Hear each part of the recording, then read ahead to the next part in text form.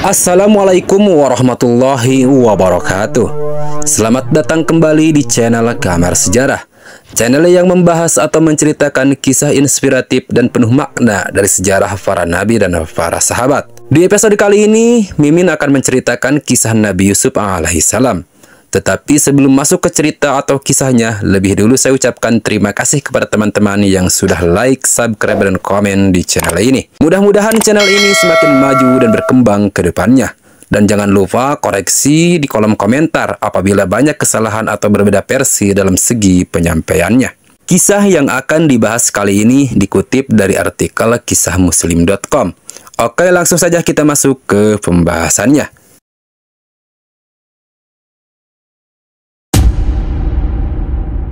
Kisahnya berawal pada suatu malam ketika Yusuf masih kecil. Ia bermimpi dengan mimpi yang menakjubkan. Ia melihat 11 bintang, matahari, dan bulan bersujud kepadanya. Ketika ia terbangun, maka ia langsung mendatangi ayahnya, yaitu Yakub alaihissalam. Lalu ia menceritakan tentang mimpinya itu. Ayahnya pun langsung memahami dan menakwilkan mimpi tersebut, bahwa akan terjadi pada anaknya suatu urusan yang sangat besar. Maka ayahnya segera mengingatkan Yusuf agar tidak menceritakan mimpinya itu kepada saudara-saudaranya yang lain, yang nantinya setan akan merusak hubungan mereka dan berhasad atas pemberian Allah itu. Yusuf pun mentaati apa yang disarankan oleh ayahnya. Nabi Yakub alaihissalam sangat sayang kepada Yusuf, sehingga membuat saudara-saudaranya merasa iri dengannya. Lalu mereka pun berkumpul untuk membuat makar agar Yusuf dijauhkan dari ayahnya. Salah seorang di antara mereka mengusulkan untuk membunuh Yusuf atau membuangnya ke tempat yang jauh. Akan tetapi di antara mereka ada yang menolak usulan tersebut. Ia hanya disarankan agar Yusuf dimasukkan ke dalam sumur yang berada jauh agar nanti ditemukan oleh kafilah dagang yang melewati sumur tersebut. Lalu mereka mengambil dan menjualnya. Ternyata usulan ini yang dipandang baik dan diterima oleh mereka. Dengan demikian mereka pun bersepakat untuk membuang Yusuf ke dalam sumur. Mulailah mereka berpikir bagaimana caranya agar rencana mereka dapat dilaksanakan dengan baik. Setelah mereka menemukan caranya, mereka pun datang kepada ayah mereka dan berkata, "Wahai ayah kami, izinkanlah kami membawa Yusuf untuk pergi dan bermain bersama kami." Akan tetapi Yakub alaihissalam telah mengetahui atau telah mencurigai gelagat buruk mereka, sehingga ayahnya tidak mengizinkan Yusuf untuk pergi dengan mereka. Lalu mereka berkata, "Wahai ayah kami, apa alasan kamu tidak mempercayai kami terhadap Yusuf? Padahal sungguhnya kami adalah orang-orang yang menginginkan kebaikan kepadanya. Biarkanlah dia pergi bersama kami besok pagi, agar ia dapat bersenang-senang dan dapat bermain-main dengan kami. Sungguhnya kami pasti akan menjaganya." Nabi Yakub berkata, "Sungguhnya kesedihan kamu bersama Yusuf sangat ditelanku dan aku khawatir kalau dia akan dimakan oleh serigala, sedangkan kamu lengah darinya." Mereka menjawab, "Jika ia benar-benar dimakan oleh serigala, sedangkan kami adalah golongan yang kuat, sesungguhnya kalau demikian, kami adalah orang-orang yang rugi." Quran Surat Yusuf ayat ke-11 sampai ke-14. Maka tibalah pagi hari. Mereka keluar membawa Yusuf ke gurun sambil mengembala kambing-kambing mereka. Setelah mereka berada jauh dari ayah mereka, maka mulailah mereka melakukan rencananya itu. Mereka berjalan hingga tiba di sebuah sumur. Lalu mereka melepaskan baju Yusuf dan melempar Yusuf ke dalamnya. Ketika itu Allah mewahyukan kepada Yusuf, "Sungguhnya kamu akan menceritakan perbuatan mereka ini, sedangkan mereka tidak mengingatnya lagi."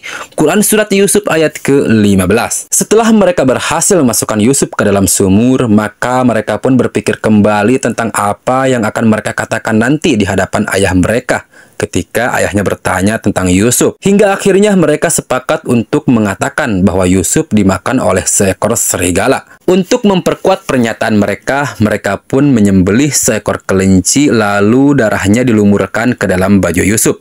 Tibalah waktu malam, mereka pun pulang menemui ayahnya dalam keadaan menangis dan pura-pura bersedih. Nabi Yakub pun melihat mereka, ternyata Yusuf tidak ada di tengah-tengah mereka.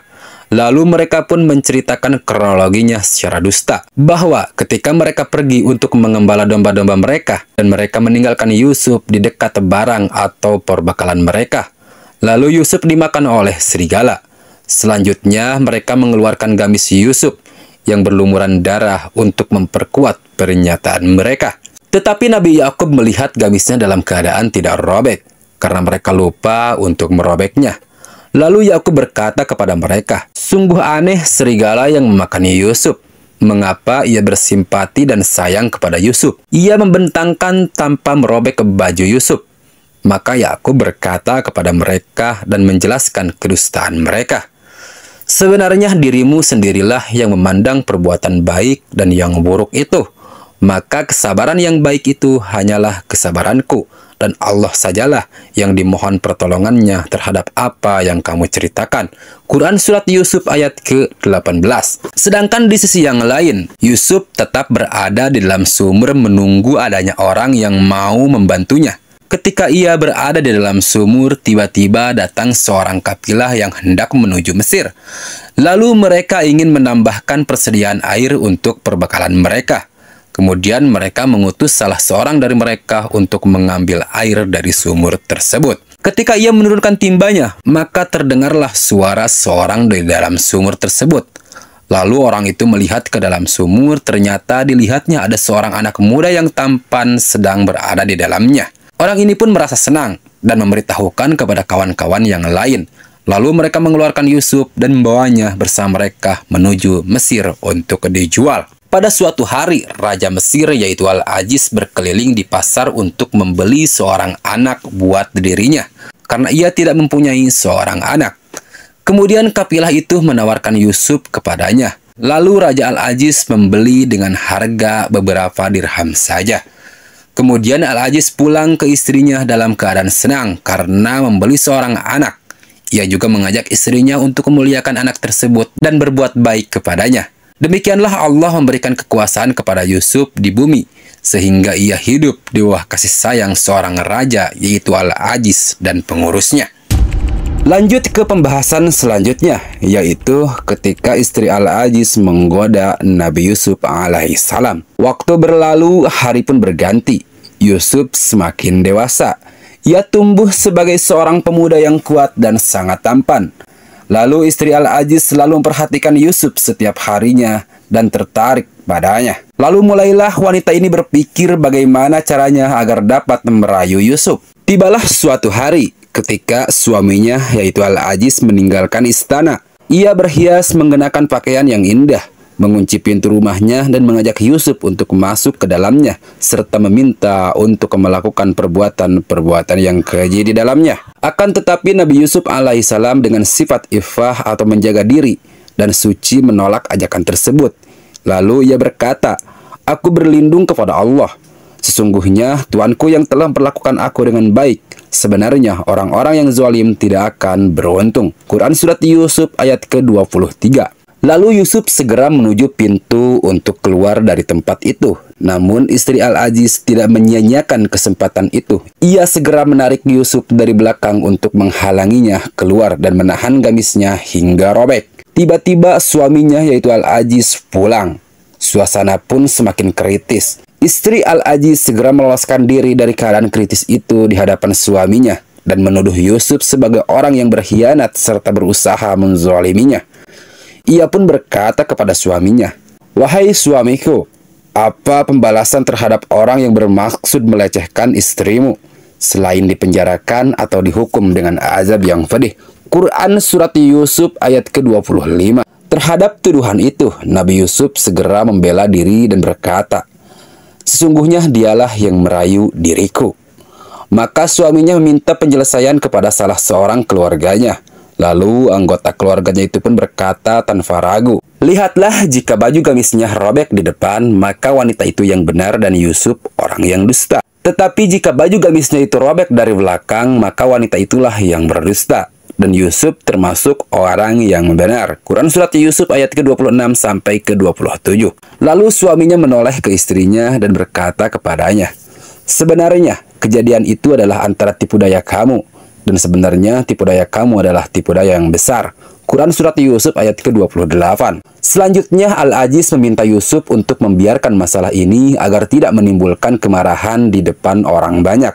Lalu suaminya menyuruh istrinya untuk meminta ampun kepada Allah atas dosa dan kesalahan yang telah ia perbuat. Meskipun pada waktu itu penduduk Mesir menyembah patung, namun mereka mengetahui bahwa hanya Allah lah yang dapat mengampuni dosa-dosa mereka dan memberikan nikmat kepada mereka. Oleh karena itu, Al-Aziz menyuruh istrinya meminta ampun kepada Allah Subhanahu wa Ta'ala.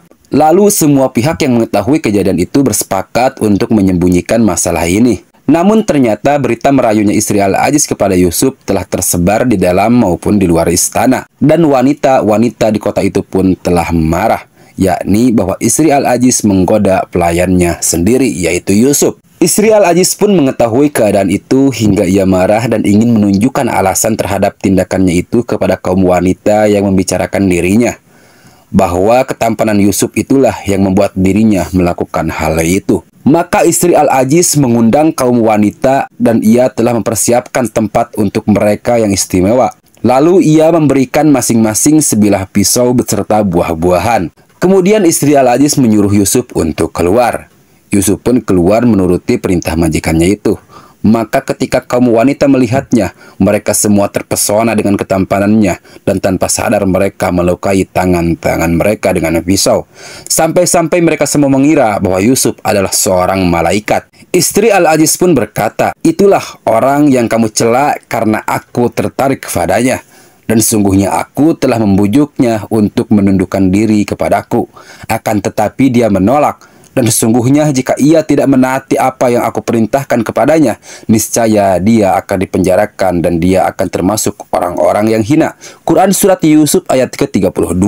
Maka setelah itu kaum wanita pun menerima alasan istri Al-Aziz tersebut. Dan ketika Yusuf melihat keadaan seperti itu, ia berdoa, "Wahai Tuhanku, penjara lebih aku sukai daripada aku harus memenuhi ajakan mereka untuk ketidur. Dan jika engkau tidak menghalangi diriku dari tipu daya mereka, tentu aku akan cenderung untuk memenuhi keinginan mereka. Dan tentulah aku termasuk orang-orang yang bodoh." Quran Surat Yusuf ayat ke-33. Hampir saja terjadi fitnah di Madinah karena rasa cinta kaum wanita kepada Yusuf. Maka pihak yang berwenang memandang bahwa Yusuf perlu dipenjarakan sampai waktu yang tidak ditentukan. Lalu mereka pun memenjarakan Yusuf dan tinggallah Yusuf di penjara selama beberapa waktu. Dan ternyata ada pula dua orang yang masuk penjara bersamanya. Yang satu sebagai tukang roti, sedangkan yang satu lagi sebagai tukang pemberi minum atau pelayan raja. Keduanya melihat akhlak Nabi Yusuf yang begitu mulia dan ibadah yang dilakukannya yang mengagumkan. Sehingga keduanya mendatangi Yusuf dan menceritakan mimpi keduanya kepada Yusuf. Sebagaimana yang disebutkan Allah dalam kitabnya. Berkatalah salah seorang di antara keduanya, "Sejatinya aku bermimpi bahwa aku menghasilkan anggur."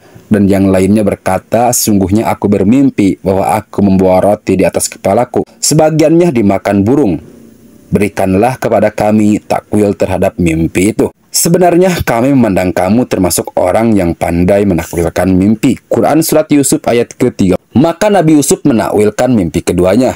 Namun sebelumnya Nabi Yusuf mengajak mereka terlebih dahulu beriman kepada Allah Subhanahu wa Ta'ala. "Beribadahlah kamu kepada Allah Subhanahu wa Ta'ala, dan jangan kamu menyekutukannya dengan sesuatu apapun." Setelah mereka beriman kepada Allah Subhanahu wa Ta'ala, selanjutnya Yusuf menakwilkan mimpi mereka berdua, bahwa di antara mereka berdua akan ada yang keluar dari penjara dan kembali bekerja seperti semula, yaitu memberi minum sang raja. Sedangkan yang satu lagi akan disalib dan burung akan memakan kepalanya. Tibalah waktunya si pemberi minum itu keluar dari penjara.